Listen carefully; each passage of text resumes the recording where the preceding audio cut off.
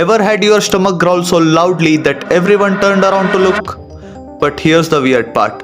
It doesn't only happen when you are hungry. Hi, I am Umar and I am a pharmacist. So what's making that embarrassing sound? Is your stomach actually crying out for food? Not exactly. Even when it's empty, your stomach and intestine keep squeezing and relaxing in a pattern called peristalsis. These movements push around air, digestive juices and any leftover food. When your stomach is empty, there is nothing to muffle the sound. So these movements become much louder.